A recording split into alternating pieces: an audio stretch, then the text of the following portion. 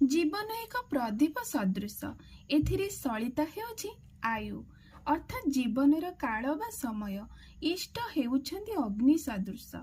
ଅନବରତ ଚାଲୁଥିବା ନାମ ହେଉଛି ତୈଳ ସଦୃଶ। ନାମ ବିନା ଇଷ୍ଟାଗ୍ନି ସନ୍ଦୀପ୍ତ ହୋଇପାରେ ନା। ଜୀବନରେ ଇଷ୍ଟ ଗ୍ରହଣ କରି ଯିଏ ସେଥିପାଇଁ ସମୟକୁ ନ ଲଗାଏ ସେ ଅଗ୍ନିକୁ ଗ୍ରହଣ କରିପାରେ ନାହିଁ। ପୁଣି ନିତ୍ୟ ନାମ ଧ୍ୟାନ ସାଧନା ନ ଚଲେଇଲେ ସେହି ଅଗ୍ନି ସ୍ତମ୍ଭିତ ହୋଇ କେତେବେଳେ ଯେ ନିର୍ବାପିତ ହୋଇଯିବ କିଏ କହିପାରିବ।